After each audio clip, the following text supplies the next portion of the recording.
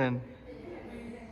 Assalamualaikum warahmatullahi wabarakatuh. Waalaikumsalam warahmatullahi wabarakatuh. Baik, saya di sini akan presentasikan hasil diskusi saya sendiri, yaitu mengenai perancangan integrated marketing communication dalam meningkatkan daya saing. Oke, di sini ada strategi pemasaran terpadu atau IMC, cuma ditulis ya. Itu adalah merupakan pendekatan menyeluruh yang mengordinasikan berbagai aktivitas pemasaran agar pesan, nilai, dan tujuan perusahaan dapat tersampaikan secara konsisten kepada konsumen. Kemudian strategi ini penting untuk membantu perusahaan bertahan dan unggul di tengah persaingan pasar yang semakin ketat. Kemudian ada latar belakang dari yang namanya IMC adalah persaingan bisnis saat ini semakin kompleks akibat perkembangan teknologi, perubahan perilaku konsumen, dan banyaknya produk sejenis di pasar. Perusahaan tidak cukup hanya mengandalkan satu bentuk promosi saja, tapi harus mampu mengintegrasikan berbagai strategi pemasaran secara efektif. Oleh karena itu, strategi pemasaran terpadu menjadi solusi untuk meningkatkan daya saing perusahaan.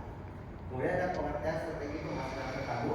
Strategi pemasaran terpadu adalah proses perencanaan, pelaksanaan, dan pengendalian berbagai aktivitas pemasaran seperti produk, harga, distribusi, dan promosi secara terkoordinasi.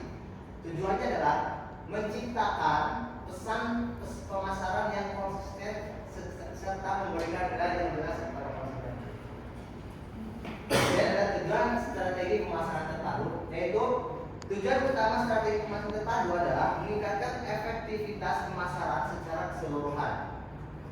Selain itu, strategi ini bertujuan untuk memperkuat citra merek, meningkatkan kepuasan dan loyalitas konsumen, serta menciptakan keunggulan bersaing yang berkelanjutan bagi perusahaan. Kemudian ada konsep daya saing. Daya saing merupakan kemampuan perusahaan untuk menawarkan produk atau jasa yang lebih unggul dibandingkan pesaing. Keunggulan ini dapat dilihat dari aspek kualitas, harga, inovasi, pelayanan, dan kekuatan merek. Strategi pemasaran terpadu membantu perusahaan mengajarkan keunggulan tersebut secara konsisten. Kemudian ada unsur strategi pemasaran terpadu atau marketing mix yang biasa dikenal dengan 4P itu ya. 4P itu adalah price, place, promotion, and price ya. Place itu tempat, place sama price beda. Jadi itu adalah marketing mix 4P ya. Strategi pemasaran terpadu mencakup 4 unsur utama, yaitu produk, harga, tempat, dan promosi. Keempat unsur ini harus dirancang dengan dan dijalankan secara selaras agar dapat memberikan pengalaman yang optimal kepada konsumen serta mendukung tujuan pemasaran perusahaan. Kemudian kesimpulannya adalah strategi pemasaran terpadu merupakan pendekatan penting dalam meningkatkan daya saing perusahaan dengan mengintegrasikan seluruh aktivitas pemasaran secara konsisten dan terarah. Perusahaan dapat menciptakan nilai yang lebih kuat bagi konsumen serta mempertahankan keunggulan kompetitif dalam jangka yang panjang atau sustainable. Oke, sekian presentasi saya dari teman-teman. Apakah ada pertanyaan? Silakan. Judulnya adalah perancangan integrated marketing communication dalam meningkatkan daya saing. IMC itu ibaratnya bagaimana sih cara kita untuk menawarkan suatu produk atau jasa yang kita punya. Oke, jadi teman-teman. Oke. Saya tanya pertanyaan. Bagaimana sih cara Axel menerapkan IMC ini dalam dunia digital? Contohnya misalnya kayak TikTok. Oke. Sebenarnya banyak ya cabang-cabang dari IMC atau unsur-unsur dari IMC. Yang contohnya itu seperti yang kemarin saya jelaskan, itu ada anchoring price, yaitu jangka harga yang tadinya 1 juta kemudian dicoret menjadi 350, sehingga untuk umur kalangan kita, kalangan Gen Z dengan tingkat FOMO yang tinggi, yang akhirnya itu gak mau ketinggalan, dia udah mau gak mau, mumpung murah maka harus diambil. Selain dari anchoring price, itu ada yang namanya timbal balik. Timbal balik itu ibaratnya kita membeli credit card pro. Sebelum membeli credit card pro pasti kita mikir dulu. Kemudian credit card menawarkan penawaran trial 7 hari. Nah, trial 7 hari free misalnya. setelah kita masuk dan mencoba CapCut Pro trial itu selama 7 hari dan kita nyaman dan dirasa banyak fitur-fitur yang itu berguna, maka kita akan timbal balik justru akan membeli CapCut Pro tersebut di kemudian hari. Banyak ya. Kemudian contohnya kalau misalnya dalam studi kasus ketika COVID itu ada perusahaan SHUE yang dia perusahaan fitness yang mengeluarkan produk yaitu treadmill. Jadi tetap berolahraga di dalam rumah. Jargonnya itu play inside, play for the world. Olahraga di dalam rumah, olahraga untuk dunia. Jadi olahraga di rumah tetap sehat buat dunia. Oke? Pertanyaan yang lain?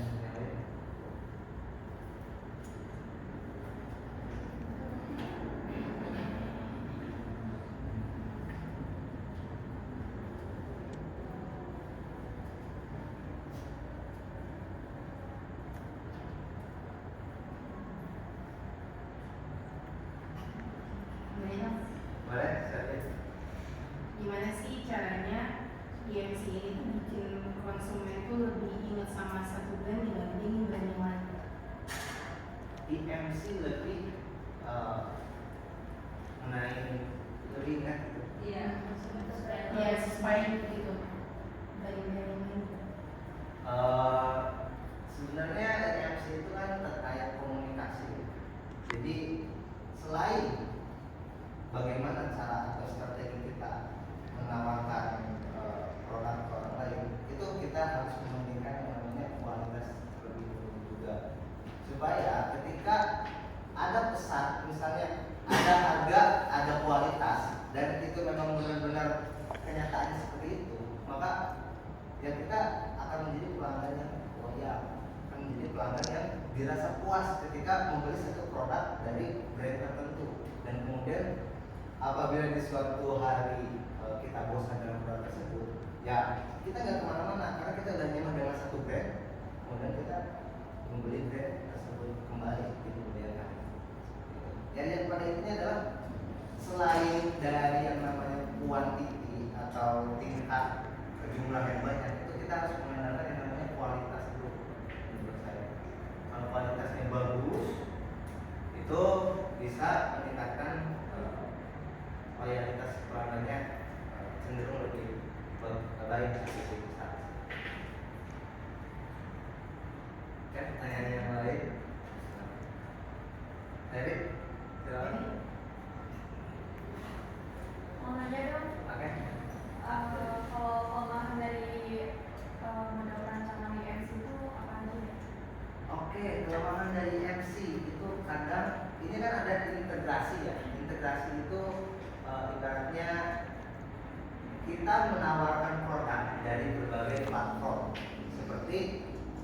seperti misalnya dari Facebook, terus dari Shopee juga, dari TikTok dan yang lain-lain. Nah, kelemahan MC ini sebetulnya kalau misalnya kita nggak menyampaikan satu pesan yang sama, misalnya kita di Facebook, produk ini premium dan berkualitas, tetapi kita menawarkan di TikTok itu dengan jargon harga termurah di Indonesia.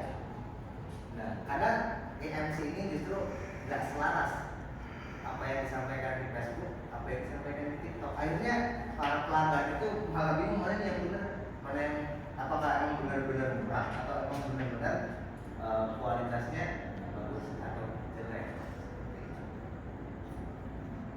Oke.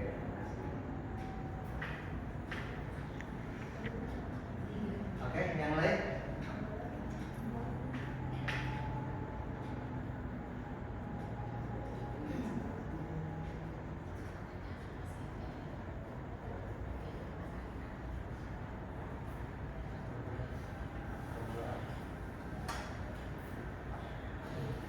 Oke, nanti saya mau nanya. Kalau tadi kan Tri nanya kekurangannya, Ya. kalau aku mau tanya keunggulan IMC itu apa? Keunggulan IMC ya, keunggulan IMC itu ya tergantung dari kita dalam mengatur sisi psikologis seseorang. Contohnya kalau misalnya tidak dalam dunia digital, misalnya kita buka kok pinggir warung, pinggir jalan, kemudian ada pelang banner di pinggir jalan itu bukan bebek kayu misalnya, bukan, tapi jangan lihat kiri. Nah, itu justru membuat rasa penasaran dan itu menusuk ke dalam psikis kita untuk penasaran apa ini gitu kan. Jadi kita melihat bebek kayu itu sebuah keunggulan dari yang namanya integrasi marketing komunikasi. Intinya dari suatu komunikasi atau ketika pesan kita, understanding value kita nyampe, itu ya bisa menjadi keunggulan bagi suatu produk atau suatu bisnis kita. Seperti itu. Kemudian seperti itu sih. Oke. Saya ingin bertanya, bagaimana sih rancangan IMC ini mampu membuat brand lokal itu dapat bersaing dengan brand-brand global? Untuk perencanaan EMC itu ada 4 tahapan. Yang pertama ada understanding value, kemudian ada yang namanya create value, kemudian ada yang namanya delivery value, dan yang terakhir ada capture value. Understanding value itu EMC tugasnya adalah menyampaikan suatu pemahaman bahwa produk kita itu adalah produk yang paling bagus, produk yang sudah dipakai oleh jutaan banyak orang, ratingnya 5 dari 5. Kemudian ada create value. Create value itu yang membuat suatu nilai, membuat ya supaya brand kita itu bagus di mata pelanggan. Kemudian ada delivery value. Delivery itu adalah kalau di BMC namanya kita channel. Kita bisa berintegrasi dengan mungkin dari JNE atau JNT supaya kalau saya bisa pengiriman kita bisa mengirim ke berbagai kota.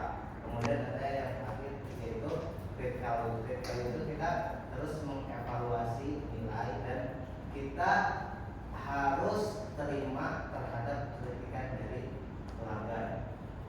Seperti itu tahap-tahap PMC.